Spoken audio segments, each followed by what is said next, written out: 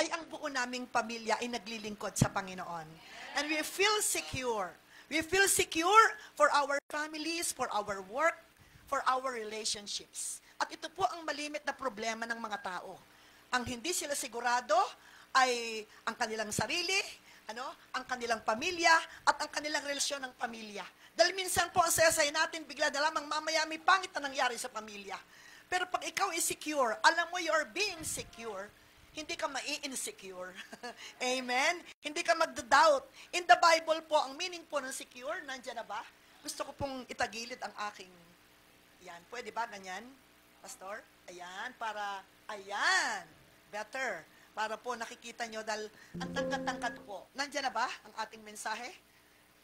Okay?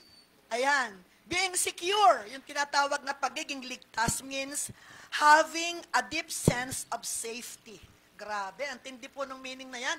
Ang dami ko pang pinag-aralan na mga meaning, Hebrew, Greek, or other meaning, pero it combines in this word na being secure means having a deep sense of safety. Malalim na kapanatagan na ikaw ay ligtas. O grabe, hindi lamang secure. Ang lalim ng iyong kapanatagan. Amen. Di po bang isang taong panatag, mag-aalala ka ba? Ay, naku, ako'y panatag. Kahit anong mangyari, hindi ako matatakot. Pag sinabing panatag, amen po ba yan? Being secure means having a deep sense of safety. Both physically and spiritually. Saan ang gagaling? That comes from trusting in God's protection and promises. Nakukopyahin niyo po yan, dahil yan po'y talagang inisa-isa kong hanapin, pinagbuo-buo, pinagting-ikting, pinagtagni-tagni, ang talagang ang lalim. Isipin niyo po kung anong ibig sabihin po ng Tagalog noon. Ibig sabihin po noon ay malalim na kapanatagan na ikaw ay ligtas. Having a deep sense of safety. Ang lalim ng kapanatagan mo, naligtas ka. Hindi lamang basta panatag. Ewan ko lang, sabihin mo gani, Lord, panatag ako, hindi uulan, pero alis ka na. Anak, ang payong, pumanatag ka ba doon?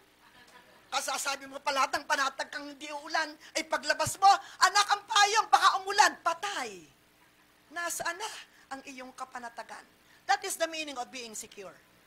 Malalim ang iyong kapanatagan na ikaw iligtas.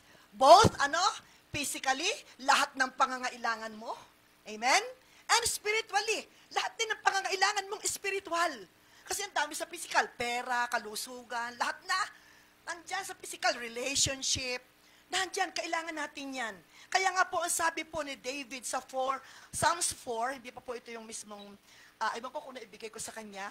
Psalms 4, 6, and 8, lahat po tayo ay Tagalog na ang talata, pwede po. Tinagalog ko na po lahat. Inalis ko po yung English na ipinasa ko.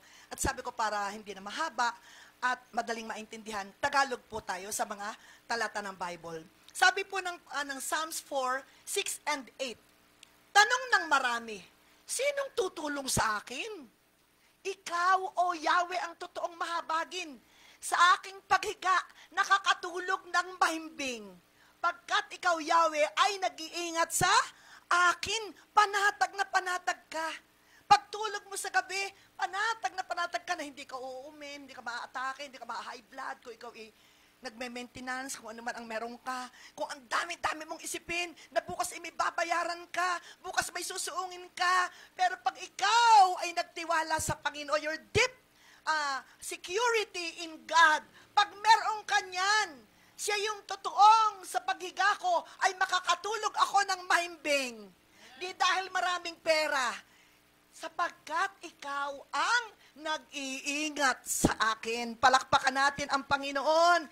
In peace I will both lie down and sleep, for you alone, O Lord, make me dwell in safety. Yan. Kaya po ngayon pong umagang ito, ay security, ito po ang tinatawag na security is strong related with trust. Pag sinabi pong security, there is a trust. Hindi ka po magiging secure kung wala kang trust. Amen po ba? Ang seguridad ay malapit na kaugnay sa salitang pagtitiwala. Ang salitang seguridad ay nagtataglay, ito po ay nakaugnay sa salitang pagtitiwala. Kahit pa sinabi ng Lord ang salitang siya ay mag-iingat sa iyo. Pero kung hindi ka magtitiwala, hindi mapapasa iyo yung security. Amen po ba? Example po, ako po kasi, I am 66 years old. Halata nyo ba? Yan. 66 na po ako. Every day, I walk. Kung maaari po, maka 1,000 step ako ng lakad. Every day. Hindi na po ako nag-eat ng rice. Magto 2 years na po. Ayan. Meron lang po akong kinakain na rice. Yung binabalian lang ng water. Wala na pong milk tea. Wala na pong soft drinks. Wala na pong lahat ng sweets. Pero, ako naman po pwedeng kumain. Kasi lahat ng check-up ko, I'm healthy. Uric acid, sugar, lahat ng check-up ko naman normal. Kaya prevention is better than cure. Kaya mas pinili ko na mag-diet ako kasi sabi ko, Lord, my body is your pag-aari mo ito. Diba? At sabi doon, ingatan natin ang ating katawan. Bakit? Pag-aari ito ng Diyos. Pag-aari, nilaspag mo naman ang sasakyan mo, hindi mo naman pag-aari. Halimbawa, meron kang sasakyan hindi iyo, nilaspag mo naman, hindi mo change oil. Wasak! Hiyang-hiya ka doon sa may-ari. Ganon din ang buhay natin. Sinasabi natin, ito'y hindi natin pag-ari, pero paano mo ito iniingatan? Paano mo ginagamit ang iyong katawan? That's why I'm looking like this, di ba? From 68 kilos, I am now 60 kilos. Wow, palakpak naman kayo sa Lord. Amen? And my breakfast, it's talaga po namang breakfast ko, yung tawag dito, yung oatmeal with banana, or sari-sari po mga dapat na pakain, kamote, saba, kung kayo may saba dyan, bigyan mo ako, tatanggapin ko yan. Ayan, mga saba, ganyan. Pero meron po akong rice, yun pong napakamahal nga lang po, pero minsan lang naman, yun pong binabalian lang ng tubig na mainit. Yun po, yan, kaya pag pupunta pa ako sa Parañaque, yung tita mo, laging alam na niya kung anong ihahain sa akin, ng kapatid ni brother, si sister, ano pangalan ito? Si Pastor, hindi yung kapatid niyang babaeng nasa Parañaque. Ate Mila. Ayan, pag dumating ako doon, alam na ni Nanay Mila kung anong bigas ang ipapakain niya. Pastor, meron ho dito, sasabihin niya. I'm so, alam niyo po, talagang iniingatan ko po ang katawan ko. Alam niyo, ingatan po natin ang ating katawan. Hindi po natin ito pag-aari. At alam ko po, singkad na 90, ako ay malakas pa na maglilingkod sa Panginoon. Because my father died at the age of 91.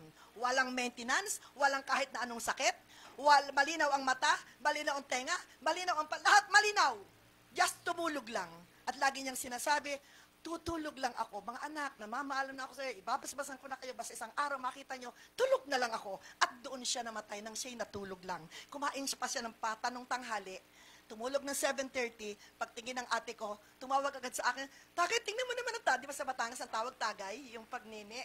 Tagay, tingnan mo naman ang tatay, natutulog na nga. Sabi nga ni Pastor Dong nang pumunta sa amin ng burol, ito yung patay na nakita ko na parang hindi nagluluksa. Kasi talaga dumating yun si Beatrix ay nagpunta sa aking bahay. At sabi ni Congresswoman Beatrix, di ba, ang ating Congresswoman, di ba? Sabi niya, naku, Pastora, sayang, 1 taon na lang. Di makukuha si tatay. Sabi ko, nako, Congresswoman, higit pa po sa milyon ang nakuha ng aking tatay. Sabi ko naman ganon.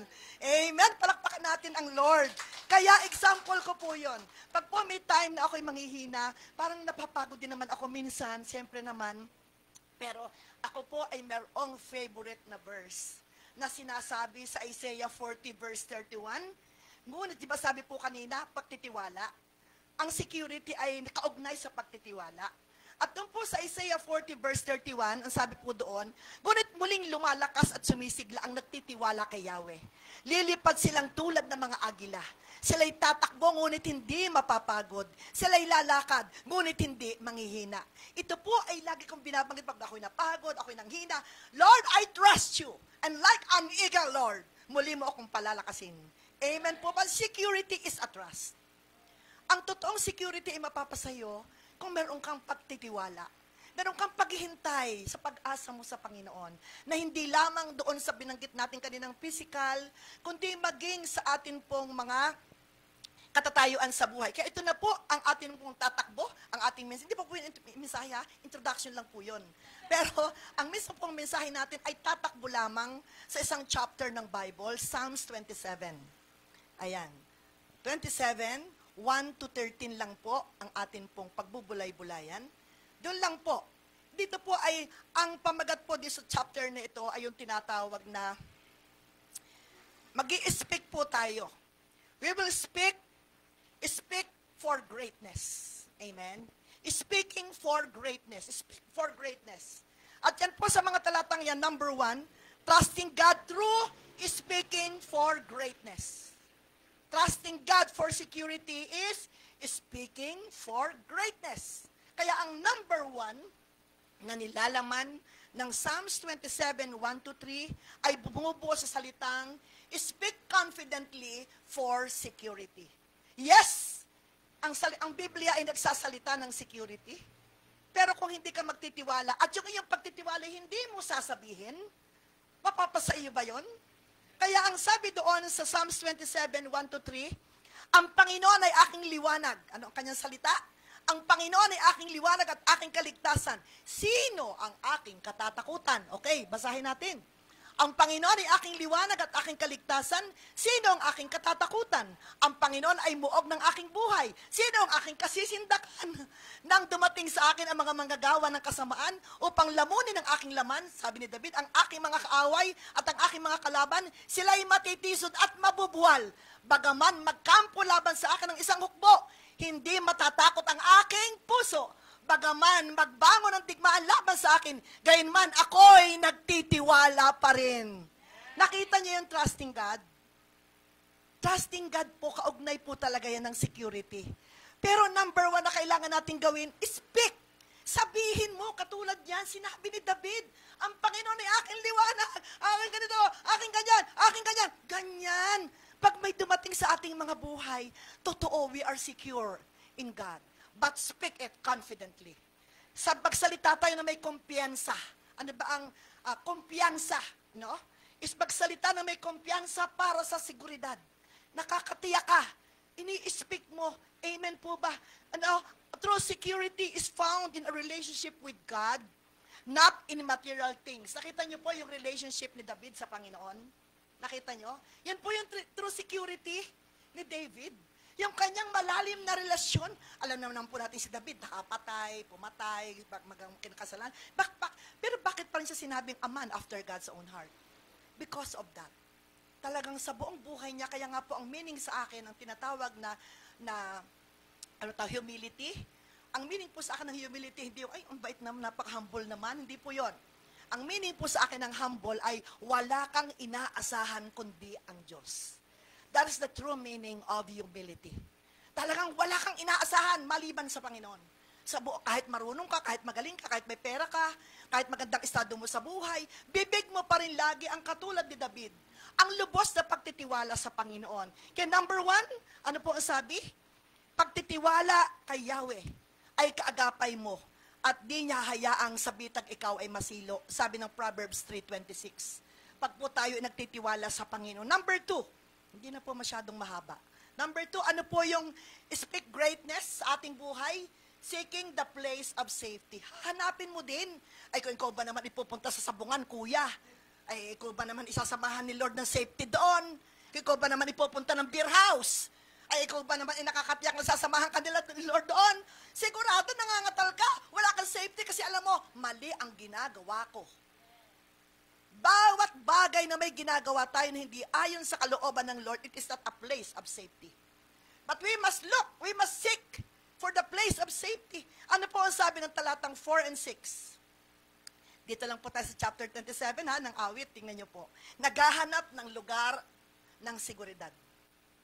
Ikaw, pagkatapos mo ng linggo, ano hahanapin mong lugar ng seguridad? Kay Yahweh ay isang bagay lang ang aking hiniling. Iisa lamang talaga ang aking hangarin, ang tumira sa templo niya habang buhay, upang kagandahan ni Yahweh ay aking mapagmasdan, at do'y humingi sa kanya ng patnubay. Itatago niya ako kapag may kaguluhan, sa loob ng kanyang templo ako'y iingatan, sa ibabaw ng batong malaki ako'y ilalagay. Matatalo ko ang mga nakapaligid kong kaaway. Sa templo'y sisigaw ng may kagalakan, habang maghahandog ko'y iniaalay. Aawitin ko si Yahweh at papupurihan. What is the place of security? Na minsan, tinitingnan natin sa job, money, opinions mo, opinions ng iba, or being a good person, parang nakikita mo na that is your true security. But anong lugar? Only God can provide identity, significance, and sanctification or security. Ito pong kay David, ang sabi po, according to David, God's special presence was in the house of the Lord. Amen po ba? This house was a tent? Or like this? A house or a tabernacle? Or a big temple? This house is a place of safety. Ang bawat lugar, ito man po ay ganito pa lamang kaliit kayo. Pero pastor, kayong mag-asawa, next month, lumiban na kayo. Isang damumak na kaluluwa ang daakayin sa inyo ng pa. Hindi na po ito nababagay sa dahable pa. Makinig po kayo sa sinasabi ng Lord. Maghanap na po kayo. Magmadali na po kayo. Magmadali na po kayo. Talaga pong bumabagsak na po ang lakas ng tindi ng habunos ng ulan upang magbuhos sa inyo ng malaking biyaya. Hindi po makakasya dito. Hindi po kayo vessel na pagkakasyahan. Kailangan niyo po ihanda ninyo ang inyong capacity. No, hindi po ito bagay. This is the last na ako ang nag-speak at ganyan nagdi-declare. Liliban po kayo. We're crossover. Amen po ba? Amen. Palakpakan natin ang Lord. Kaya, kung may kaguluhan ka man sa iyong bahay, may kaguluhan ka man sa iyong trabaho, lagi mong sabihin, gusto ko nang dumating ang linggo. Gusto ko nang pumunta sa bahay ng Diyos. Hindi yung sisimba, nagmamadali pang umalis. Dapat kung talagang ikaw nasisiyahan sa bahay ng Diyos, ngalingali mo nang ayaw umalis. Gusto mo na nga lamang, laging dito na lamang tumira eh. Hoy, sabihin mo, tinatamaan ka ba? Baka naman ikaw, sinasabi mo, ang tagal yata magmensahe ni Pastor, ako pa naman may date mamaya. Patay ka dyan. Wala ka sa safety, hoy. Dito, habang nandito ka. At hindi lamang po ang temple ay ito. Yung puso mo ay temple din. Yang katawan mo, kahit saan yan pumunta, ay templo yan ng Diyos. Kaya huwag kang pupunta sa beer house. Ha? Huwag mong gagawin na habang nakikinig ka sa akin kung sino-sino pinipindot mo dyan sa iyong cellphone. Hindi ka pala nakasentro. Wala kang security. Kaintindihan po natin. Ang sabi po na David, tingnan niyo po ang sabi niya. Ano sabi niya? Kay Yahweh, isang bagay lang hinihiling. Ano ang hinihiling niya? Tumira sa templo ng Diyos habang buhay. Palakpakan natin ang Panginoon. Kaya simula nung ikaw ay nakakilala sa Panginoon, mangako ka na, wala nang ibang bahay akong pupuntahan. Dito sa bahay ng Diyos, ang dahable pa. Dito ako hanggang sa pumikit ang aking mata. Palakpakan natin ang Panginoon. Hallelujah. Because in this place, I am secured. Amen. Di po ba sabi doon sa mga talata? Itatago niya ako kapag may kaguluhan. Sa loob ng kanyang templo ako iingatan. Amen. Hallelujah. Mahalaga po. At ito yung ginagawa natin. Sa templo ay sisigaw ng may kagalakan habang ang mga handog ko iaalay. O, tapat ba kayo sa inyong tithes and offering? Baka naman may bayaring kuryente bukas, hihiramin ko muna, patay kayo dyan. Late obedience is disobedience. Ang magpa-late ng inyong mga dapat ibigay sa Lord, hindi na po yun obedience. Disobedience. Kaya ngayon ang oras. At sabi dyan ni David, sa templo sisigaw ng may kagalakan, doon, wag kang mayan, nagsasabi ko pupuri. Pag ikinagpupuri sa church namin, kagiang-giang ka, lalapitan kita, bababa ko ang kamay mo. Taas mo nga kamay mo. May kamay ka ba? Pwede bang itaas yan? Itataas naman pala eh. Ay, bakit ba naman yan kayong itaas? No? At nakalikip-kip. Dapat daw po, pag tayo nasa templo, tayo secure, sigaw tayong may sabing, sigaw! Sigaw! Taas ang kamay! Palakpak nga ang Panginoon. O, palakpak. Baka meron hindi na palakpak. Ikaw, napalakpak ka. Ayan. Ginagawa natin yan sa loob ng templo. At alam nyo ba, habang nagpupuri, lumalayas ang mga demonyo. Amen. Alam nyo po ba sa unang panahon ng Biblia, pag may labanan, ang nasa unahan, worship team. Oh, ang inihaharap sa laban, hindi prayer, worship. Bakit po lagi nating nauna ang prayer? Kasi dyan po ay nabubuksan ang langit. Ipiniprepare ang mga susunod natin gagawin para yung presence ng Lord ay bumaba. Kaya napakahalaga ng praise and worship. Amen po ba? Wag yung, hindi pa naman salita ng Diyos, mamaya na lang ako, patay ka dyan. Hello? No? Kailangan kumpleto ang iyong ginagawa na nararanasan sa loob ng templo ng Panginoon. O baka naman, pakisabi na kay Pastor, ako hindi na nagpaalam, hindi na nga nag-amen, wala na kayong bendisyon, hindi niya tanggap. Kaya huwag kayong papayag na hindi nyo tatapusin ang pagsamba. Dahil ang benediksyon ay nandun sa kahulihan. Magbabasbas ang pastor at kayo ipapanalangin. Hindi yung kayo, nagmamadalin ako, magpapaalam muna ako. Hindi, kung sino yung kausap mo, sabihin mo. One time po, patotoo lang hindi pa naman mahaba yung, malapit na rin namang matapos. Pumunta po, ako po hindi pa pastor, ako po i-leader ng church. Leader po ako ng church, maliliit po ang mga anak namin. Sobrang na talaga kami naglilingkod sa Panginoon. Napakatapat namin sa paglilingkod. Talagang ang mga anak po namin lumaki habang sila nag-aaral, nagtatights po sila sa kanilang baon. Kaya ngayon po na sila ay nagkaasawa, nagkatrabaho, nagkaasawa, talagang tighter po talaga ang mga anak ko. Dahil maliliit pa pong nag-aaral, tinuruan ko na yan. Eh one time po, bago po pa kami noon, ang una naming sasakyan ay motor, yung motor ba? Eh ang aming pong bahay compound. Eh di, umakyat pong gano'n ang asawa ko. Pagdating sa amin, sabi ko, nasaan ang ating anak? Makita-kita niya nandun sa paso, nag-shoot doon sa paso. Sabi ko, Lord naman, kaya Lord, hindi talaga bagay sa amin ang paso. Hindi na bagay sa amin ang motor. May anak na kami. Talagang ganyan yan. Eh di nagpe-pray na kami, bigla kami nag-pray. Isang araw pumunta yung mayor ng Amadeo sa aking bahay. Wala ako sa bahay namin, nasa church na ako, tumumunta siya, ay, Tess, may susukatan tayo ngayon ng kurtina hanggang third floor. Sabi ko yung mayor, si Ate Benny ang pangala, yun po yung, ano mo, apelyido noon sa Amadeo, yung dating mayor. Oo. Ayun po yung dating mayor doon. Sabi ko, Ate Benny, pasensya ka na. Kahit pa sinong pinakamayaman at kahit pa anong taas ng aking susukatan, basta araw ng aking pagsamba, hindi ko talaga ipagpapalit yan. Ay, Tess, sayang naman, di natin makukuha yun. Kinabukasan tumawag. Eh, yung pala na may pwede sukatan ng Lunes. O, tingnan mo yan. Tingnan mo yan, ha? Tingnan mo yan. Kasi ang business namin, mas marami ang Sabado at Linggo. Kasi nasa bahay. Sabi niya, alam mo, pagdating ko doon sa sila yung may-ari ng Twin Motors. Sila yung gumagawa ng lahat ng klase ng stainless na owner. Ha? Isipin mo, ha? Eh, di sabi niya sa akin, gusto mo, gawa mo ako ng kurtina, bibigyan kita ng owner. Ay, nung time na yun, ang mahal ng full load na owner, yung may mga pinto, yung mga kompleto, stainless talaga. Di ako yung pumunta lang, sabi ko, Lord, ibibigay mo sa amin dito, lahat ito yung surplus, ibibigay mo, pandalas kami ni Papa, deliver kami. Pag uwi namin, nako-honor kami. Yan, di nako-honor na kami. Ngayon, dahil nga po ang honor hindi nasasara, o yung pa bang isa pa, yung Castro, hindi nga na isasara kasi nga hindi naman aircon. Pagdating namin ng Moriones, sumalta doon sa rampa ng honor, tinutukan ako ng patalim sa leg.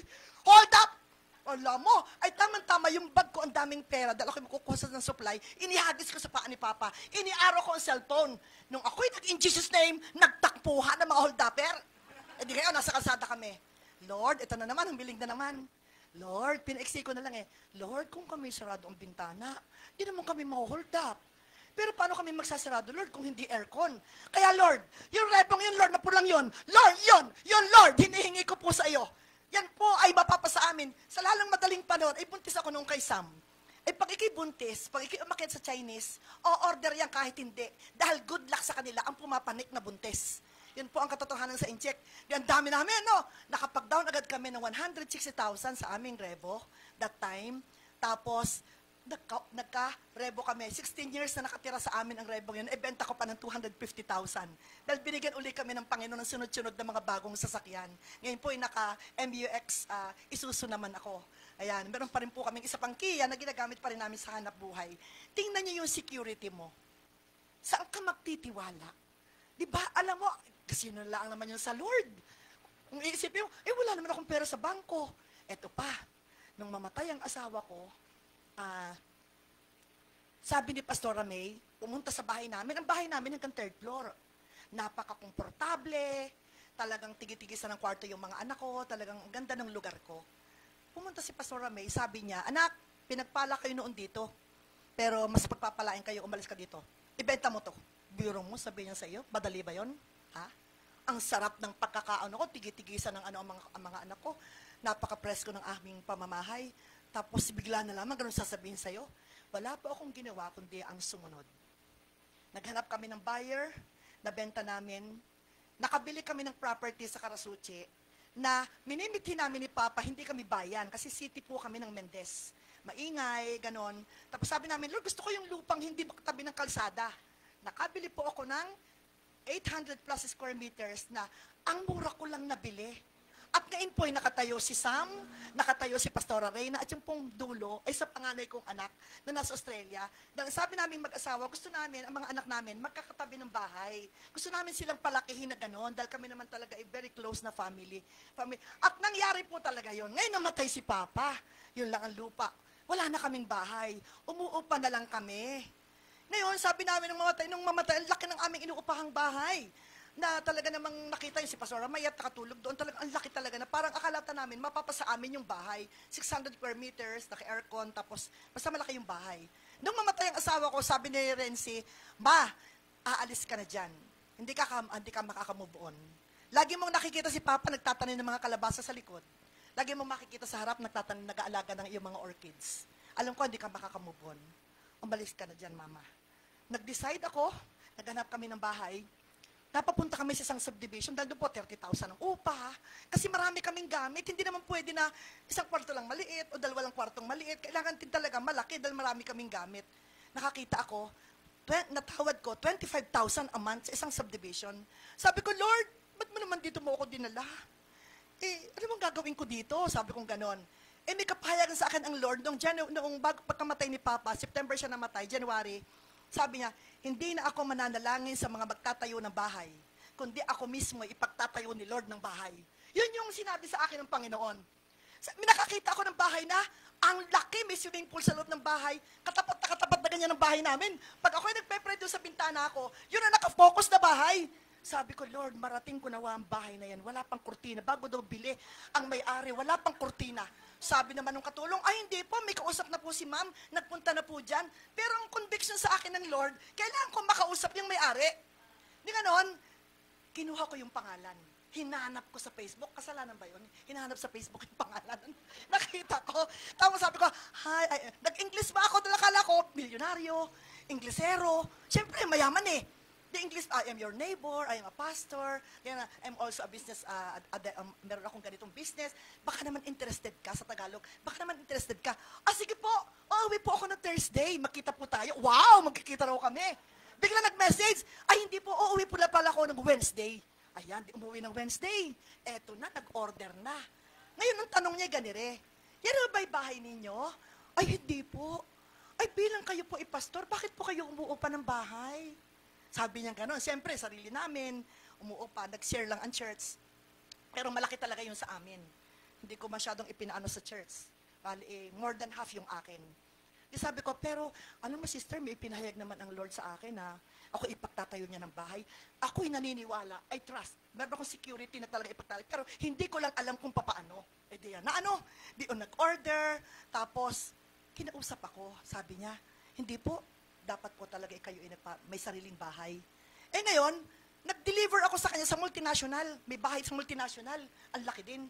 Nung ako'y sasakay na sa kotse, alam mo yung supot pag nag-grocery ka sa Dali or sa gano'n, di ba may supot, meron siyang inihagis sa may paa ko sa kotse. Sabi niya, Pastora, huwag ka maingay, wala na ka namang nakakakita.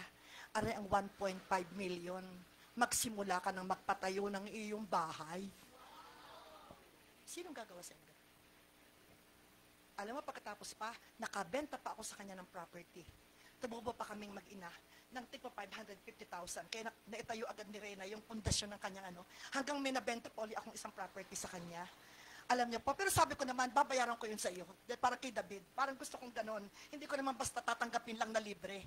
Alam niyo po, ginawa po niya yung 3 million. Natapos po yung bahay ko. Ang kay Pastora Reyna, ay naidagdag ko pa.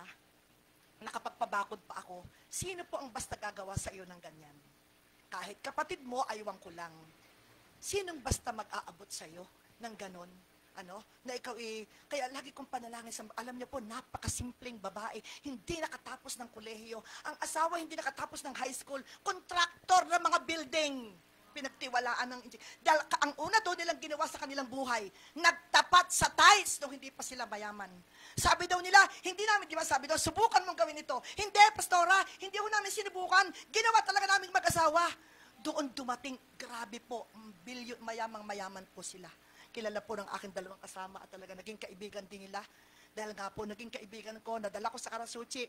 At yung pong binenta kong property, ang sabi ko sa kanya, Sister Cecil, ang ipinapakita ng Panginoon dito na itatayo mo ay Gosen. Gosen ang pangalan. Pastor, ano pong meaning ng Gosen? In-explain ko sa mag-asawa.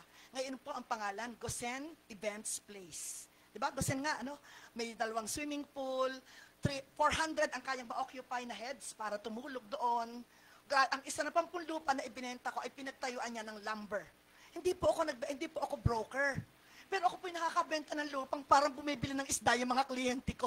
Ma'am, baka gusto niya bumili ng lupa, may kakilala ako. Kasi ako direct sa seller, direct sa buyer. Kaya wala nang baka isumbong ako kasi hindi ako license. Di ba? Kasi hindi daw pwede ngayon magbentang hindi ka lisensyado. Kailan kami usap lang, nabibigan, sipin nyo ang pastorang ito, ganito po ang ginagawa ng Lord. Talagang hindi tayo pwedeng tumingin na pastor lang tayo, wala lang tayo. Ang Diyos ay magbubukal, magtatayo ng mga bukal ng pagpapala. Kaya always seek the place for safety. Always be in church. Pagsasampa ka, huwag kang late. Late. Lalo na ang part ng mga worship team. Lalo na ang mga leaders. Dapat po tayo ay mahal. Gabi pa lang, ihanda mo na ang mga damit, mga anak na marami, maghanda ka na ng pagkain sa gabi. Kasi ginawa ko yan 3 anak ko Kaliliitan din, okay bago naglilingkod. Nakahanger na, nakaayos na ang mga damit, handa na ang mga pagkain, para wala nang sagabal sa araw ng bukas. Nung ka pa, bumabuksan ang cabinet nung, pag magbibilang, alin ba isusuot ko din na late na. Kung ini maaga pa, inihahanda na natin. Diba? Subukan mo kayang ikaw makikipagkita kay congressman. Siguro gabi pa lang, hindi ka na mapakali. Siguro talaga lahat ng magandang damit, isusuot mo. Pagsisimba, tama na okay lang naman Pagsisimba, okay na lang.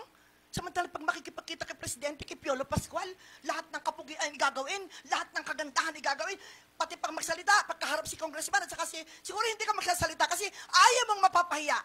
Sa Lord kaya, pag gumagawa tayo ng kasalanan, ayaw din kaya nating mapahiya. Di ba? Sabihin mo, hindi ka para matamaan, pinatatamaan na talaga tayo. Hello! Yan ang pagpapahalaga natin sa place of safety. Kailangan mahalaga yung speak. Speak greatness for the place of safety. My church, great siyang the hub of Christ pa. Pinagmamalaki mo yan pag may maninira dyan sa labas. Nako, wag na wag mo. Ikaw ba kasama? Hindi, nakikisama lang naman ako. Patay ka dyan. Tinatanong ko kung member ka ng Dabli pa.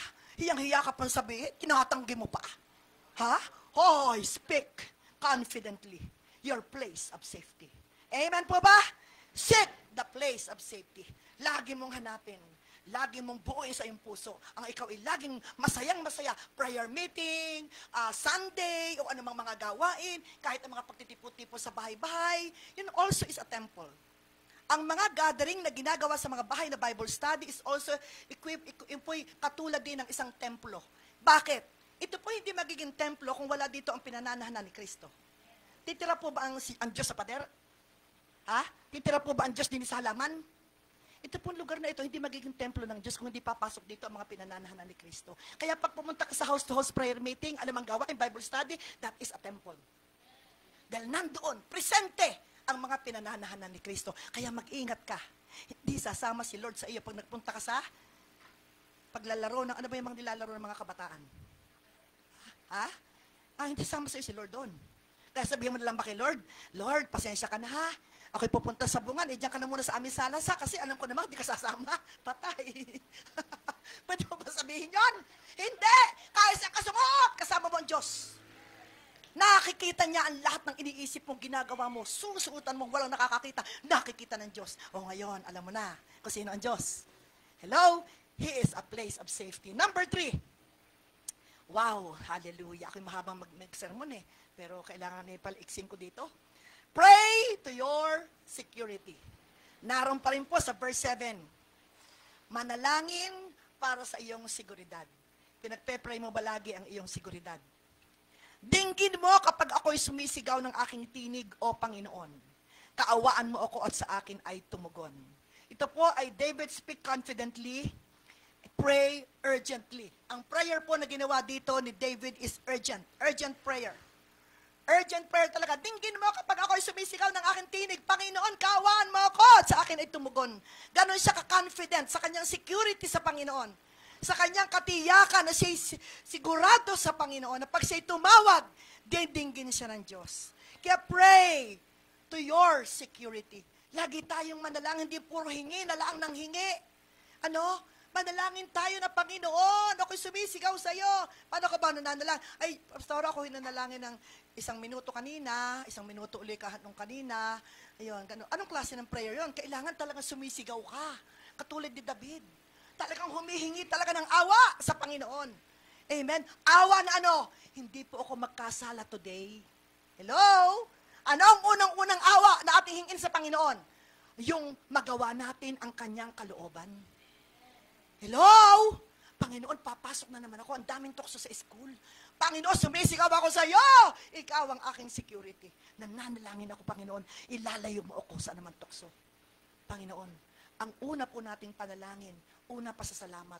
Pero wag niyo laging kalilimutan, na talagang yung sarili natin, na tayo po'y pinapaging banal na ng Panginoon. At mamay babanggitin ko, secure na po tayo sa ating kaligtasan. Kung ikaw inanalig at sumampalataya sa Diyos, lahat tayo pupunta sa langit. Pero hindi pa naman po tayo umakyat sa langit, narito pa tayo. Mamaya may tukso uli. Tapos na po ba ang tukso? Kaya ang kanta, hindi yung, tukso, layuan mo ako. Hindi. Ang kanta ay ganito, ako, lalayo sa tukso. Hello! Hindi yung, tukso, layuan mo ako. Paano lalayo? Si Diablo lalayo sa'yo? Hindi, magsasama pa ngayon ng marami eh. Hindi ka nakuha sa isa. Hindi ka nakuha sa pera. Magsasama yun ng marami. Sasamahan ka naman ng tungkol naman sa relasyon. Hindi gagawin yan. Kaya kailangan tayo lagi ang may matibay na kapit sa Panginoon. Yung ating security sa Kanya. Hindi tayo maano. Amen. What is prayer of protection? Di po ba? A prayer of protection, nandyan ba yan? A prayer of protection is a claim total and complete protection sa iyong buhay sa Panginoon. Yung complete protection. At alam niyo po ba ang isang halimbawa nang tayo isumisigaw ng panalangin ng proteksyon sa Lord ay matatagpuan natin sa Matthew 6. Ganun ba? Naibigay ko ba sa iyo? Matthew 6:13, di po ba? Nung una, ganito kayo manalangin. Ama naming suba sa langit. O sige, sunod-sunod. Ano yung number 13? At huwag mo kaming hayaang matukso. Hello? Yan po, Yan po isang panalangin urgently. Everyday, bawat sandali, dapat po yung ating ipinagpe-prayan sa ating buhay. Maraming tukso. May asawa, wala. Bata, matanda. Kahit si tatay, matanda na. Ilang taong ka na? 70? 73. O, 6 na taon lang pala ang tanda mo sa akin eh. Malakas pa ako. Hello, sabi diyan, at huwag mo kaming hayaang matukso. Ano ang dapat na lagi nating panalangin? Yan ang nakasulat dito sa ating ganito kayo manalangin. Sa katapos na po, hindi, humingi na, nagpura humingi. Pero hindi ito na isama sa panalangin, nag-amin na agad. Yan may lumabas, natukso. May lumabas, napahamak. Bakit? Lagi mo tatandaan yung panalangin yan. Kasama yan doon sa kung paano tayo mananalangin. At huwag mo kaming hayaang matukso. Hindi sa tukso ha, matukso. Ulit. At huwag mo kaming hayaan sa tukso. Hindi po eh. Ang sabi po dyan, at huwag mo kaming hayaang matukso. Amen po ba? Deklarasyon. No? Kundi, iligtas mo kami sa masama. Yan ang proteksyon. Yan ang isa nating proteksyon, yung panalangin yan. Na kailangan ilagi nating huwag yung layas na lang tayo ng layas. Hindi yung kung aalis ka na, nakasakay ka na sa sasakyan, doon ka palang magpe-pray. Madaling araw, kung ikaw alam mong madaling araw, alas 5 ka aalis, abay gumising ka ng 4, tumulog ka ng maaga para makapanalangin ka pa, para makapag-devotion ka pa. Para makausap mo pa ang hari ng mga hari at Panginoon ng mga para makausap pa yung iyong seguridad na nagtataglay ng security. Amen, hallelujah. Number 4, stand firm in your security. Tumayong matatag.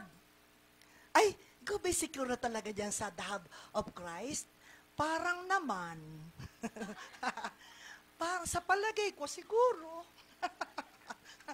Ano po ang sabi dito? Tumayong matatag sa iyong seguridad. Amen? Stand firm in your security. Nakakatiyak ka. Sa bahay ng Diyos na ito, secure ako. Amen po ba? Hallelujah. Ang sabi ng 13:14, doon pa rin po sa talata, hindi tayo umaalis. Ano po bang tawag sa ganitong mensahe? Doon lang tayo sa chapter na yon.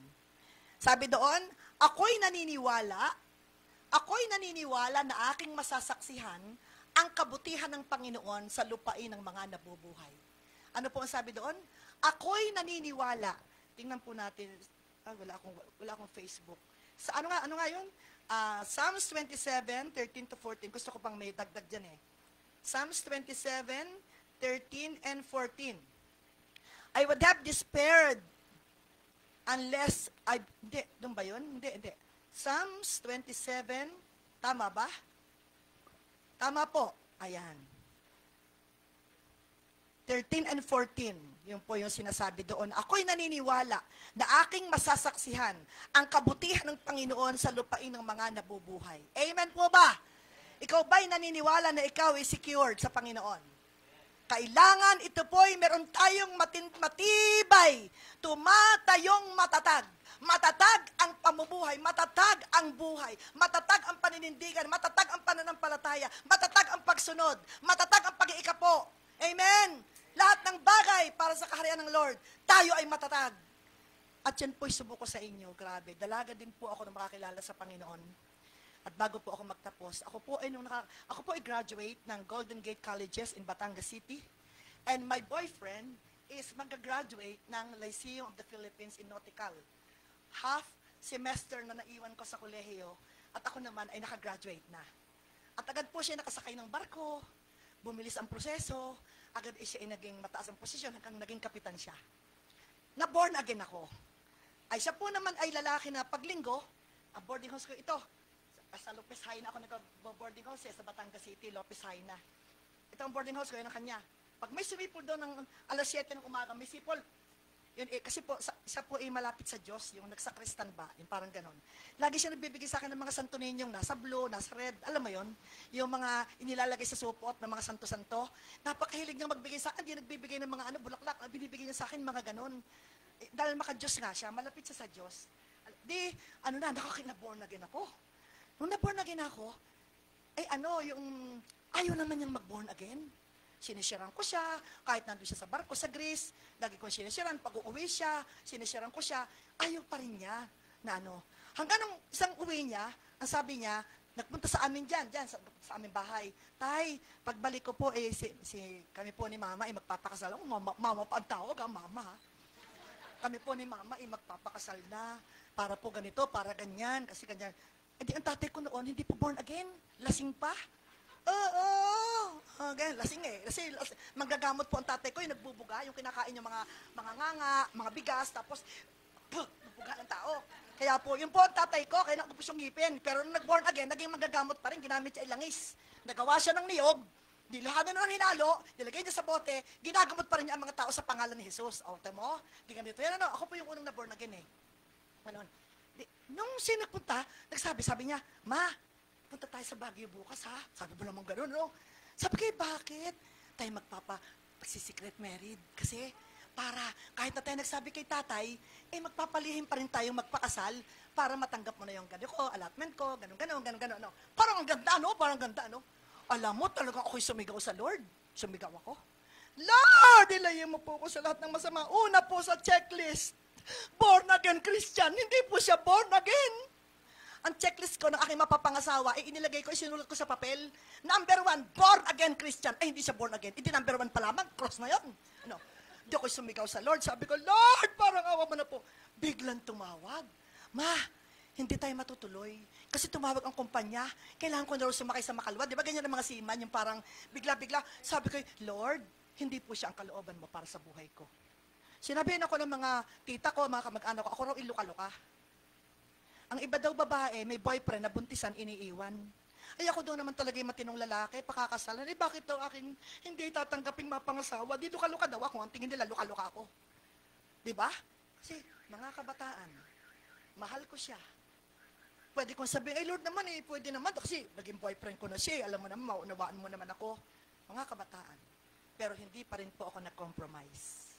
Ang dami niyang pera. May security ako sa kanya. Nakakatiyak ako na isang taon, may bahay na agad kami. May sasakyan na kami. Pero hindi po yung ang tinignan ko. Ang tinignan ko, wag kang makikipamatok sa hindi mananampalataya. Alam niyo po ba ang nangyari? Tagal na panahon, akalata po niya, ang laki ng ginawa niyang kasalanan sa akin, dahil nawalan kami ng communication. Nito pong nag-pandemic, ako po ay nag-post ng bawat message. Hindi ko po alam, siya po pala ay nanonood. At na-born again po siya, pero hindi po makapagpakita sa akin. Dahil ang alam niya, ang laki ng ginawa niyang kasalanan sa akin, dahil meron na kaming oras na magpapakasal, hindi siya nagpakita. Wala naman siyang alam sa pangyayari. Ang laki talaga, pati yung napangasawa niya, takot na makita ako. Isang araw, nag-i-speak na ganito ako sa Batangas City. May isang church dyan, sa Batangas City, malapit sa may Batangas State University. Meron diyang church ni pastor, na every once a month, ako'y nag-speak, kinuha akong speaker. Nagpatotoo ko, about sa Bible, nasabi ko pa naman yung pangalan. Umuwi ng bahay yung babae. Simeon. Sam yun, Sam. Ang pangalan. Ikaw ba yung walang naging girlfriend na ganito ang pangalan? Ha? Bakit nasaan? Nasaan? Nasabihin mo nga sa akin kung nasaan? Nandun, nagpapastor, nakatindig doon sa church, nangangaral. Nung pauwi na kami, tinawagan po naman ako. Sabi niya, kinikilabutan, oh. After how many years yun? Siguro mga 20 years. Pwede ba tayong magkita? Di, sa sinasabi niya, parang sinasabi niya yung negative about sa pag-aasawa niya. Tapos sabi ko sa kanya, ay, neto, katabi ko ang asawa ko, siya nag-drive ng sasakyan namin. Dahil pinamalita daw, ay, yung si Tess, ay, nakarebo. Ganun sabi doon ng kamag-anak, nakarebo, ang mga anak, ang ganda, ang pogi. Kasi lagi kong kasama yung tatlo kong anak eh. Ganyan, di hinihili, parang ginaganon. Eh di, bilang tumawag, pwede doon ba kaming magkita, pastor? Sabi ko, pwede naman, isama mo ang pamilya mo, isama ko ang pamilya ko. Ay, hindi pwede, tayo lang dalawa. Ay, wala ka akong magkikita. Sabi kong ganon. Gusto ko po sabihin sa inyo, ako po ay sorority ng Omega Epsilon. Kung tutuusin po, ako po ay opisyal. Pero nung po pumunta sa amin, nung ako'y na born again, ako'y nasa church, lahat ng aming brotherhood at sorority ay nagpunta, from Batangas City, nagpunta sa church. Gusto nilang makita yung nangyari sa buhay ko. Nung nagme-meeting kami, ang tatak po namin ay dito. Dito po yung aming tatak. Yung sinusunog, alam mo yon. Lahat po, di ba? Dito apo, di ba? Ang amin dito. Nung kami nagkakainan, nakita nila, bakit ikaw walang sunog? Ay, oo nga. Eh, naging opisyal ka, wala kang sunog. Sabing gano'n nila. Sabi ko, alam mo, yan protection ni Lord sa akin. At dahil hindi ko pa rin po inalis ang aking pakikitungo sa kanila para masyaran ko sila ng gospel, isang araw po ay umattend ako ng reunion ng Omega Epsilon. Napiyaki po ang aming main. Nako, eto na. Nalamang ako'y darating. Tumawag. Susunduin kita sa Caltex. Alam mo yung San Pascual? Di ba doon may Caltex? Doon kasi yung meeting namin eh. Sabi niya, doon sa Caltex ha? Hindi. Alam ko yung pupuntahan ko. Wag mo ako susunduin. May dala ko sasakyan. Sabi kong gano'n. No? Tapos itong si AJ, yung aming member, at saka si Pastor Alvin, sabi ko, kayong dalawa ha? Huwag niyo akong bibitawan. Saan man ako sumuot, sasamahan niyo ako. Pagbaba ng, ang dala namin Ranger eh. Pagbaba ng Ranger, gwardiya ang dalawa. Kahit ako saan pumunta. Sunod na sunod. Sabi ko, Lelis, Sister Lelis, ako uuwi na. Pag itong lalaking ito hindi tumigil, para sundan ako. Dahil gusto talaga niyang magkausap kami. Ang laki ng panghinayang niya na hindi ko siya napangasawa. At alam mo, sabi niya, ako'y born again na ngayon. Baptized na ako sa victory. Salamat naman na born again ka, pero ikaw ay bumalik sa akin, ay lalong pinagdoble-doble mo ang kasalanan mo. Sabi kong ganun sa kanya. Alam mo yung mga ganun, mga kabataan, huwag niyong paiiralin ang inyong mga damdamin. Ang inyong pairalin, ang inyong pananampalataya. Ang daming nang hinayang, kaklasiko, mga kakilala namin. Dahil pogi naman, sabi nga ni Pastor Alvin, Pastora, ang gwapo ah. Hindi, mas pogi pa rin yung asawa ko. Hindi naman ako magkakaroon ng ganitong mga klase ng anak, hindi naman napangasawa ko, si Brother Rene. Sabi ko naman ganun sa kanila. Kaya alam nyo, mga kapatid, lagi po tayong mag-pray ng ating security. Kahit po ikay may kasundo na, kahit pag ganito, saan man yan, huwag kayong magpapatakbo ng anumang huling pagpapasya na hindi kayo nakakatiyak na kayo lumapit sa Panginoon. Iningi nyo sa Kanya ng awa. At ang inyong panalangin, ilalayo mo po kami sa masama. Huwag mo po kaming ipapahintulot sa anumang mga pagsubok. Amen po ba? Lagi ko po ikinukwento yung aking patotoo. At isa pa rin pong patotoo ang aking pong ama ay hindi born again. Maglalasing nga po. Ako po yung unang na born again. Tapos nung po ako'y na born again, ang tawag po sa amin dyan sa aming barangay, na naman ang mga nagpapahangin ng kilikili. Yan, ako po yung laging binabatikos sa aming barangay, na ako daw po dahil kami po ay napakahirap na tao, nakatapos lang ng pag-aaral dahil sa pag-self-supporting, hindi po kami napapag-aaral ng magulang dahil magsasaka ang aking ama na hindi naman lupa namin. Mahirap po talaga kami. Talagang ang tingin po ay talagang nung high school, ang iba masaya ang high school. Ako po hindi. Ako lagi nasa likod dahil walang libro. Ang mga anak na mayayaman, di ba, favorite ng teacher ng high school? Parang isikat ka eh, pa ikaw medyo may kaya sa buhay. Ako lagi nakatago dahil lagi kong grades ay 2 palakol. Alam niyo kung ano yun? Dahil hindi ako lagi nakakasagot kasi nga wala nga akong libro. Pero nung ako'y nagkolehiyo, ako po ay nag-alaga ng mga bata, tumira sa aking kamag-anak. Sabi ko sa aking ama, Tatay, sino ang pinakamayaman mong kamag-anak? Dalhin mo ako kahit ako'y magpakatulong, makapag-aral lang. Ang bait naman ng tatay ko, dinala nga ako. O diba? Masuno rin talaga yung tatay ko. Oo, dinala ako. Medtech po siya ng Golden Gate Hospital. Siya po ang medtech doon. Kaya doon din po ako nag-aral. At siya po ang nagpaaral sa akin, pero hindi na ako tumuloy. At hindi ako pwedeng magpanggabi kasi kokonting units. Nakatapos po ako ng Bachelor of Science in Commerce, major in accounting. Yun po talaga yung course ko. Nakatapos po sa biyaya po ni Lord. Amen po ba? At nung po ako na born again, dahil ako may baguhan pa, kami doon magkakaroon ng crusade. Eh di po, pag may crusade, magdadala ka ng iyong iimbitahang isa, ha? Lord, sino namang maniniwala din sa barangay ko? Ang tawag nga sa akin, nagpapahangin ng kilikili. Wala naman akong mai-invite. And tatay kay lasing, tatay, ano yan? Bukas ho, kami ho may gawain. Hindi pwede ho bang kayo ma-invite ko? Sasama ko kayo doon sa Santa Teresita. Santa Teresita po, dito po sa may, doon po yung krusada sa school. Sabi ko, sige, may sumama nga. Ay, nung nag-altar call, tumanggap pala sa Panginoon. Alam niyo po, ang aking ama, sinulat po ang Biblia for 7 years. Isang baol po ang yellow pad, pilot ballpen, sobra po siyang napakatatag na mananampalataya. Napakatatag na titer. Grabe po talaga ang aking ama. Mahal na mahal ang church. Mahal na mahal ang pastor. At ito pa, at dito ako magtatapos. Bago siya namatay, anak, ikaw ang aking anak na pastor, alam mo na ang gagawin mo sa kung ano man ang perang meron ako. Ano ho yung tatay? Ikaw ang mag-iingat at alam mo na ang gagawin mo. Opo, ibibigay po ang ikasampung bahagi. Ito na, namatay. Tatlo ang kapatid kong hindi mananampalataya. Di maglilibig na Sabi ko, mga kapatid, ako may announcement. Ang bili ng di ba lahat ng bili ng tatay susundin natin? Oo naman. Ito na nga huli Sabi nila, siya, bilangin natin ang pera. Ha? Sabi nila, bilangin natin, naka 250 plus po ang aking ama sa Abuloy. Sabi na, bilangin natin kasi nga po nanggagamot siya. Marami yung taong pumunta sa amin, dahil nagpapagamot siya, kahit piso, walang bayad. Sabi ng kapatid ko, tatay, wala na nga tayo makain. Kasi man lamang isang gatang na bigas, sinatanggap ka, para naman man lamang tayo ganito. Dahil wala talaga siyang ipinababayad. Libre talaga niyang ginagamot ang paggagamot. Kaya nung siya namatay, ang dami rin niyang audience. Pero alam na niyang siya born again. Ito na, pumayag ang mga kapatid ko na bilangin ang pera. At nung kami nasa sementeryo, pagkatapos, yung pastor inilapitan ko. Pastor, pinabibigay ho ng tatay. Ano yan? Tithes? Ha? Si Tatay Abilino ay patay na yung nag-tithes pa?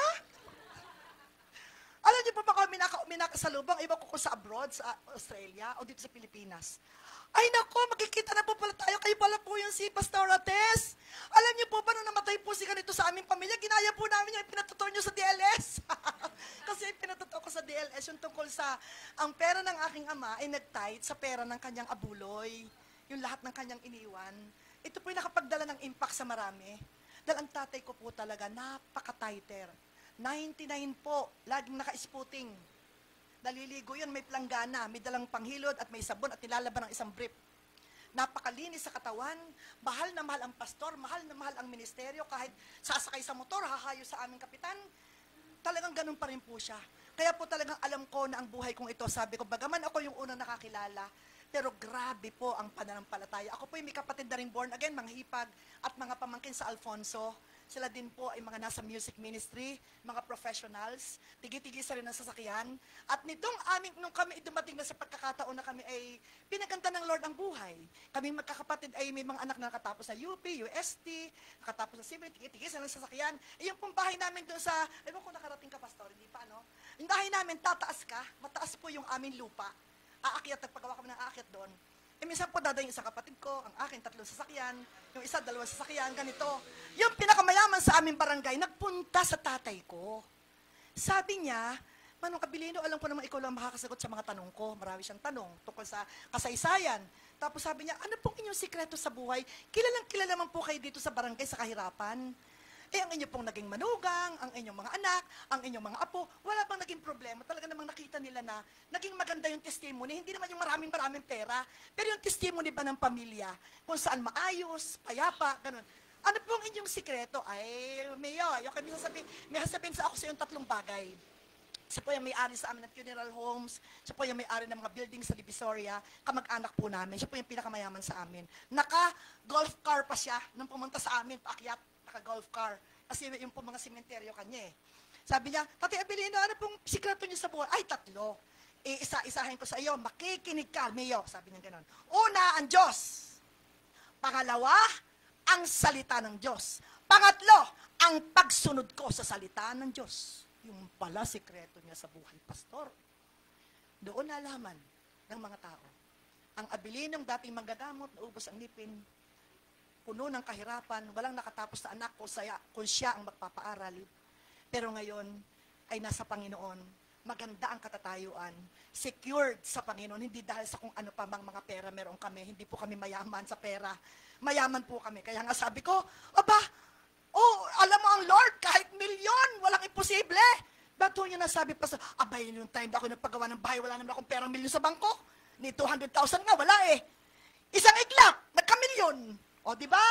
Hello? Saan galing? Mula sa kayamanang hindi mauubos, mula sa langit. Pag tayo nakaka-secure sa Panginoon, tayo secure sa Panginoon, tayo ay may pagtitiwala sa Diyos. Ang mga success po sa ating buhay, hindi po natin magagawang mag-isa. There is a word, God's golden connectivity. Amen? May mga iko-connect sa atin. Pastor, mga tao, mahirap, mayaman, iko-connecta yan sa atin. Para yung mga destiny na gusto ng Diyos na mangyari sa atin. Kaya maging masayahin kayo, maging palatao kayo. Hindi mo alam yung palanginitian mo. Yun na pala yung magbibigay siya ng pagpapala today. Pag lagi nakasimangot, sabihin mo pa, Mami, nakasalubong ko yung si ganito, hindi man lamang ako binati. Alam mo ang sagot ko? Alam mo kung ikaw ang unang pumati, babatiin ka noon. Sino may problema? Hindi yon, ikaw. Amen po ba? Amen. Sasabihin mo, hindi ako nginitian, ay sigurado ko sa'yo, pag sinabi mo, ay saan ka galing? Ay ngititin nyo na napipilitan. At least kumiti din. Sino talaga may kasalanan? Tayong reklamador. Hindi natin ginagawa yung parte natin na dapat natin gawin, na we are light and salt of the world. Yan po, kahit si Sam, kahit ang mga anak ko, para kami mga kandidato. Bakit? Dapat higit pa tayo sa kandidato. Kaya nga po ako'y, kagaya ngayon pong 23, ay ako po ay invited, ako po ay pag nasakay ng eroplano sa Pilipinas, ako po ay tinatawagan. Ako po ang first na sasakay sa eroplano. Pag po ako'y pumunta ng airport, Pilipinas and International, lagi na po ako nagpa-park sa VIP parking. Yan. Alam yan na Pastor Dong. Kasi nga po ako po ay naging Bible study leader ng lahat ng mga pulis sa NAIA 1, 2, 3, 4. Ang babaeng matapang na to ay dinala ng Diyos dito sa larangang ito. At ngayon po hindi na ako nagba-Bible, I am the Advisory Council, Spiritual Advisory Council ng amin pong Aviation Security Group ng ito po ng airport. At ngayon po 23 ay may dumating na letter na ako nga po invited sa isang anniversary, ng 34th anniversary ng Aviation Security Group. Pag po ako'y bababa ng aeroplano, ako po yung hiya. May dalawang nakabarong, ako po yung sinasalubong, may escort. Hallelujah. At nung kasama ko si Dr. Bon, nagpunta kami ng Kawayan. Colleen, Tess Bacos, and Dr. William Bon. Dapat tingin sila, Dr. William Bon, bakit tayong una sasakay sa aeroplano? Pinaliwanag na, ay kasi po si Pastor Tess po ay may access po dito sa atin sa airport. Basta po sa Pilipinas, pwede po nila akong i-treat ng ganon. Hindi lang po sa international. Maaaring kasamahan lang po ako, lagi akong magpapasok ako ng mga bagahe, lagi may kasama na akong escort. Kasi ang mga escort pong pulis ay hindi nakapulis, sila po yung nakabarong. Bawal po yun. Kaya lagi po ako, minsan, sabi ko, Che, tama na naman ang isa, nahihiyan ako, binong mo naman dadating ka doon, kapasok, may hinahanap ang test ba ako doon pala, yung pagbaba mo sa aeroplano, at tataas ka, may nakaapang na agad, kukunin na agad yung mga gamit mo, kaya iya, siguro ka naman sino kaya nag-special na arit, may mga escort. Kaya, ibig ko sabihin, totoo, sa pera, hindi tayo mayaman, pero sa Diyos mayaman tayo. Sino nang kumukha ng escort? Pagbabayad kaya? Libo-libo kaya ang bayad sa mga escort? Aba, si Pastor, libre. Pero hindi naman, ako naman naglalabot din. Kaya naman. Amen po ba? Kaya, dapat po, very confident tayo sa Diyos natin. Kung paano tayo stand firm in our security. Amen po ba? Stand firm in security involves trusting in God's promises. Lagi po tayong magtatrust sa pangako. Hindi sa pangako ni Pastor. Huwag kayong mag-i-stand sa pangako ni Pastor. Kayo mag-i-stand sa pangako ng Diyos na sinabi sa inyong pastor, na sinabi sa inyo. Nakakaintindihan po ba tayo? Wag sa Diyos lang ako, hindi ako kina pastor. Patay ka dyan. Ang Diyos ba'y bumaba para ipag-pray ka? Ang Diyos ba'y bumaba para turuan ka? Sino ang kamay na ginagamit ng Diyos? Mga pastor. Kaya kung iginagalang mo ang Diyos, igagalang mo at mamahalin mo ang iyong pastor. Amen? Dahil hindi nababa ng pagmamay dilagnat kay bababa ang Diyos at lilahens ka. Hindi. Ang pastor na natutulog ay gigising at tatakbuhin ka. Kung ikaw idadalhin sa ospital o may sakit ka, di ho ba? Na lamang may problema, tatakbuhin agad sa inyo ang mga pastor nyo. Ipapanalangin kayo. Yes, ang security natin is sa Panginoon. Pero respect, honoring and respect, ibibigay natin sa mga pastor. Dahil sila ang literal na ginagamit ng Diyos. Paano ang sabi ng Panginoon? Mangyari ang kalooban dito sa lupa tulad ng sa langit. Paano mangyayari? Makikipag-partner tayo doon sa gusto ng Panginoon. Amen po ba? Hindi mangyayari yon kung walang katulad natin natutugon. Kung walang katulad namin mga pastor natutugon. Hindi mangyayaring makapagtayo ng church. Hindi naman pwedeng kayong lahat pastor. Subukan mo kayong lahat na lamang ulo. Anong tawag doon? Anong tawag sa lahat ulo? Hindi alam. Ay, di monster. Gusto niya maging monster ang church? Ang gusto niya lahat ay maging pastor? Ang gusto niya lahat ay maging leader? Aba, ako na may mas magaling pa kay pastor. Hoy! Kahit mas magaling ka, ang tinawag dito ay si pastor, hindi ikaw. Ikaw lamang ay pinili ng pastor. Amen po ba? Kung paano pa rin nagka-leader, pinili pa rin ng pastor. Hindi pwedeng kahit magaling ka, lalampasan mo ang pastor mo, hindi. Magpapasa ko pa rin sa kanya. Tingnan niyo ha, saan po may puno? Pwede ba ito? Pwede bang hilahin ng konti, Dini Elmer? Hila anak, dito ako magtatapos. Security. Tingnan niyo ang security nito. Nasaan ang security nito? Nasa ugat. Ang ugat ay si Kristo. Di ba?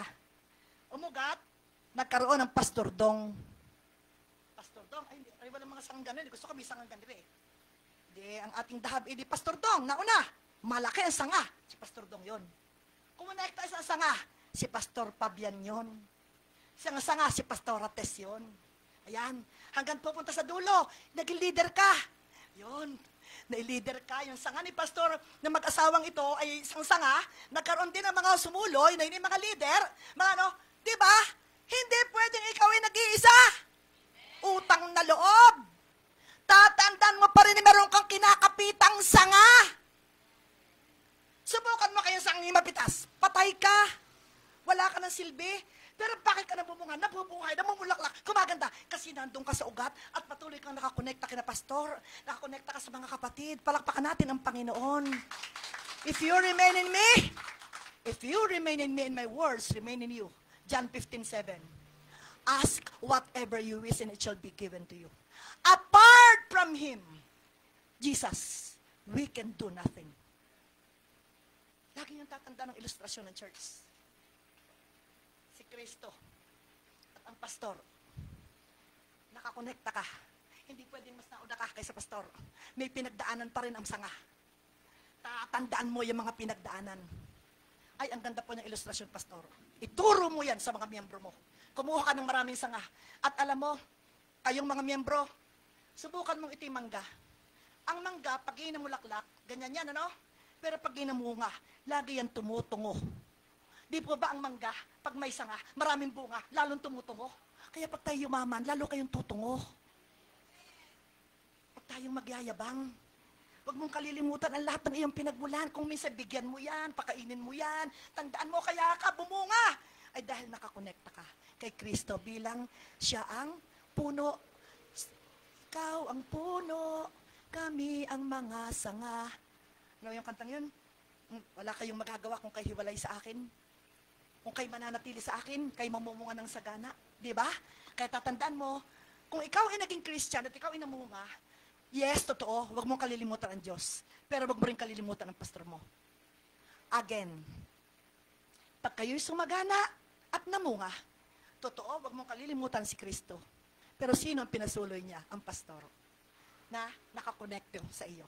Huwag mo rin siyang kalilimutan na pagpalain mo sa iyong mga kasaganaan. Amen po ba? Amen po ba? Sige po, hanggang doon na tayo. Okay, bigyan pa ng pagkakataon sa susunod na mga panahon. Di another duktong. Amen. Speak for greatness. Greatness in our security. Tayo pong lahat ay tumayo. At kayo po'y aking ipapanalangin. Panalangin na kayong lahat ipagpalain ng Panginoon. Panalangin na maunawaan natin na tayo ay secure na sa Panginoon. Amen. Sa unsafe world na ito, mamaya lalabas tayo, bukas magtatrabaho tayo. Saan man tayo pupunta? Ang dami nating nakikitang mga aksidente. Ang dami nating nakikitang ganito. Pero ayon sa mensahe, we are secure in God's hands. Amen po ba? At ang atin pong kailangan gawin ay ang number one, tayo po ay kailangang i-speak natin confidently yung our security. Narinig ng iba. Para marami pa rin gumaya sa atin. Marami pa rin tayong maakay ng mga kaluluwa. I-speak natin, sasabihin natin ang kadakilaan ng Lord. Sasabihin natin ang ating seguridad sa Panginoon. At we will always seek the place of safety. Alam mo kapatid, kung anuman ang paglago kong ito, dahil ako'y laging naroon, nag-uugat ako sa simbahan. I am rooted and grounded in the Word of God, in the church, in our pastors, in our co-leaders. Oh, hallelujah, hallelujah. And Lord, oh God, hallelujah. And we pray always for my security. Pray always your security. Lagi kang mananalangin, huwag kang aalis ng basta na lamang kahit pa meron tayong security sa Panginoon. Sasabihin mo pa rin, huwag mo po kaming ipapahintulot sa lahat ng anumang masama. Ilalayo mo kami sa anumang masama. Huwag mo kaming ipapahintulot sa anumang mga pagsubok. And last, stand firm in your security. Tindigan mong matatag. Tumayo kang matatag sa iyong seguridad sa Panginoon. Kahit anong dumating na mga problema, kapatid, ikaw ba'y may sakit? Ikaw ba'y may pangangailangang pinansyal? Ikaw ba'y mayroong gagawing desisyon sa iyong buhay? Sa araw na ito, sa linggong ito, o anumang pangangailangan, na ikaw ay may pangamba. Kapatid, gusto kong sabihin sa iyo, sa Panginoon, ikaw ay nakakasiguro. Katulad ni David na buong pusong nagtiwala.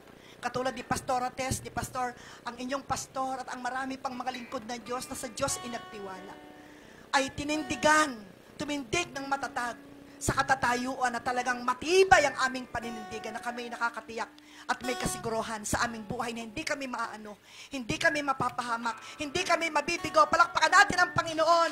Hindi kami magkaka-cancer, hindi kami babagsak sa aming pag-aaral, hindi kami mawawala ng trabaho. Oh, Panginoon Diyos! Oh, hallelujah, Lord Jesus!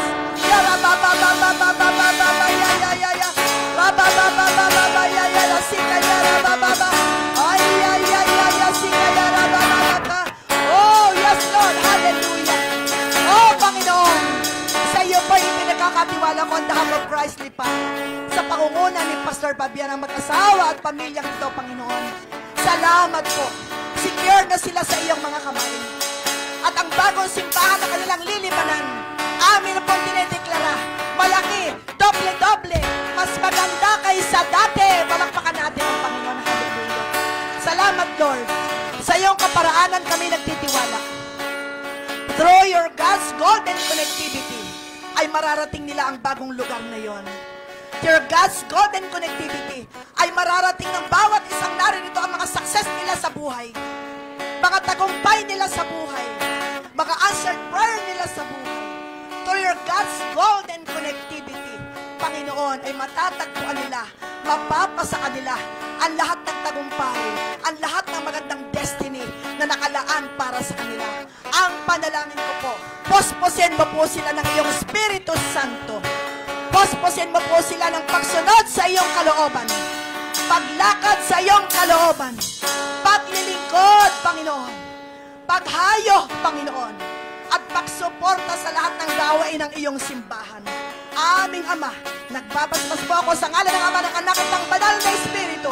Sumainyo ang lahat ng pagpapalang mula sa Panginoon, ngayon at magpakailanman. Amen.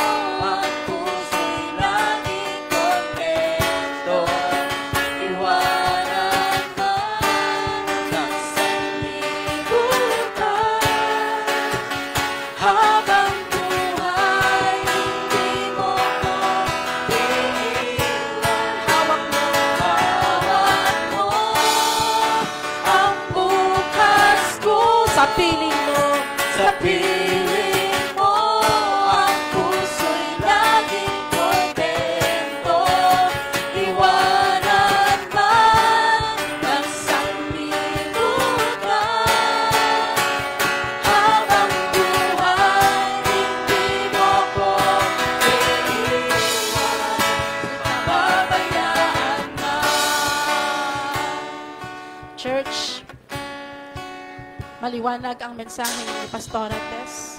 Being secured in an unsafe world.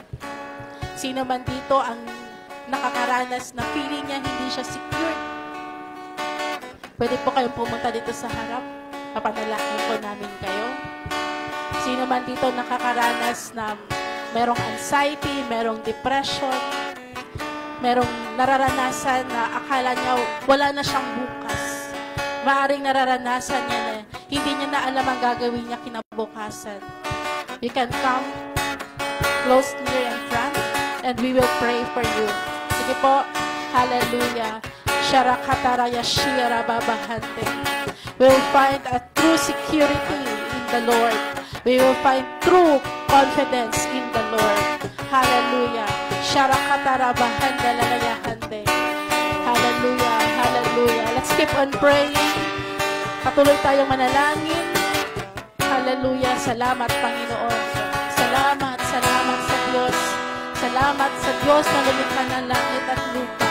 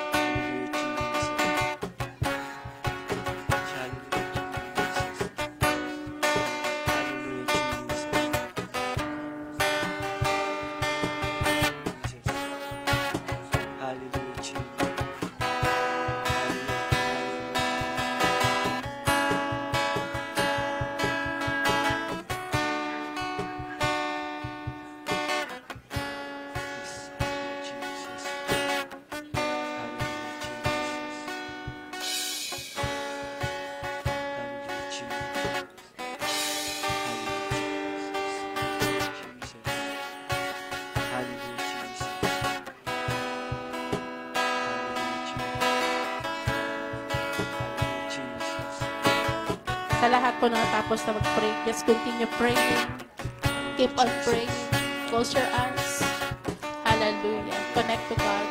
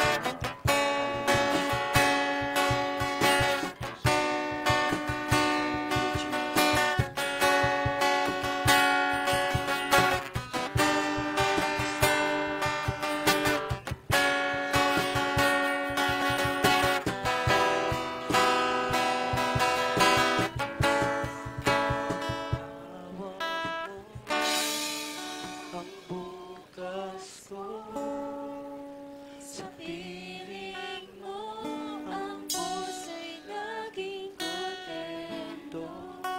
Iwanan man ng sanlibutan.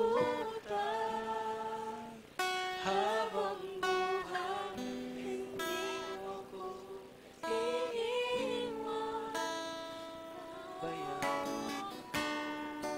ang bukas ko.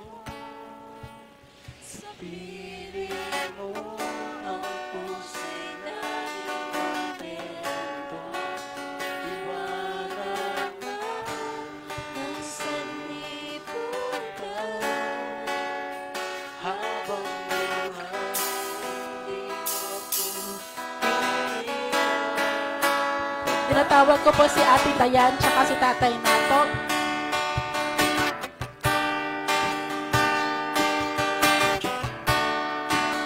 Pray po namin kayo.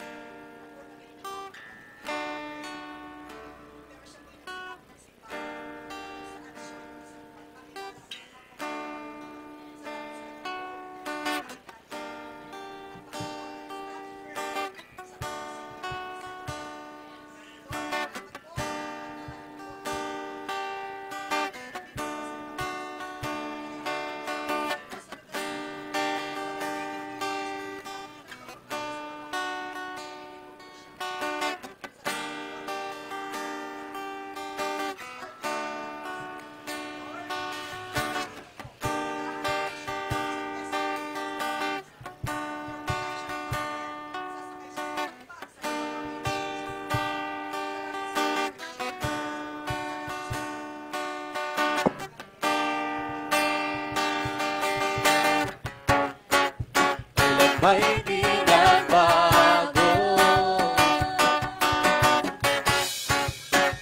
mga pangako mo. Tanging ikaw lang ang aawitan. Sasambahin magpakailanman. Hawak mo ang bukas ko. Sa piling mo, ang puso'y laging kontento. Iwanan man ng sanlibutan. Habang buhay, hindi mo ko iiwan. Pababayaan na. Hallelujah. Gusto ko rin pag-pray ang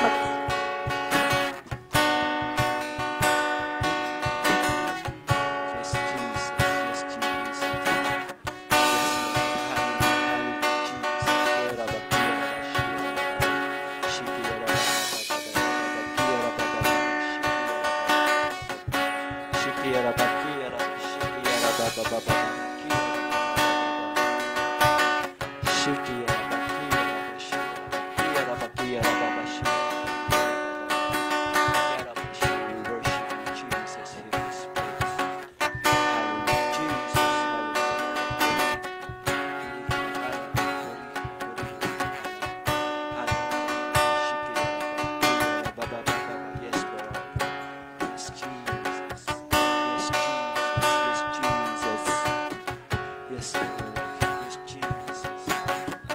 Yes, Jesus. Jesus.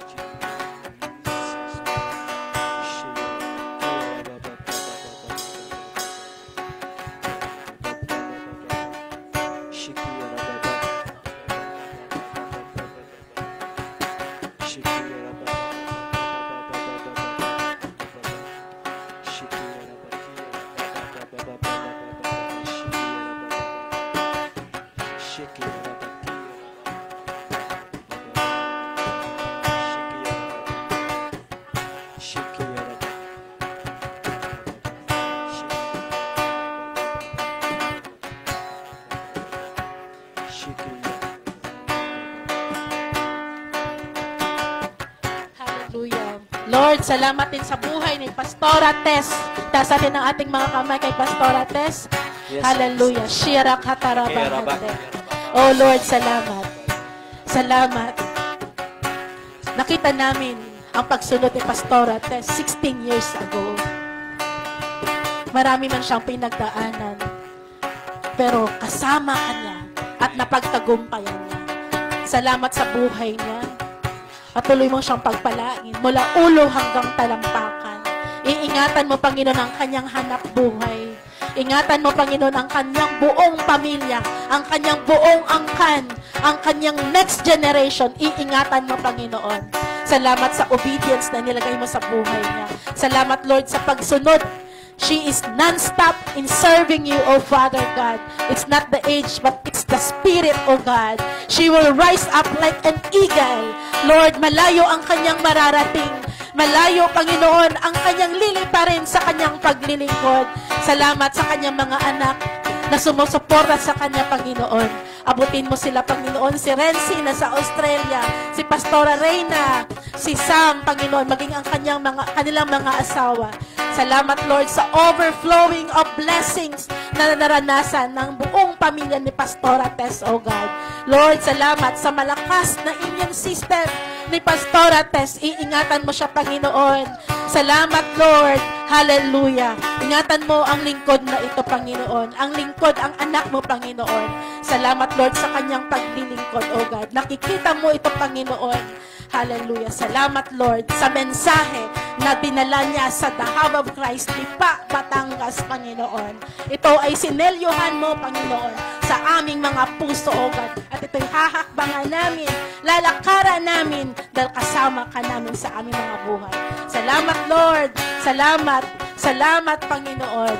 Hallelujah. Hallelujah. Minsan pa, awitan natin ang Diyos. Hallelujah. Amen. Hallelujah. Mga pangako mo, tanging ikaw lang ang aawitan. Sasambahin, magpakailanman. Hawak mo ang bukas ko. Sa piling mo. Sa piling mo, ang puso'y laging kontento.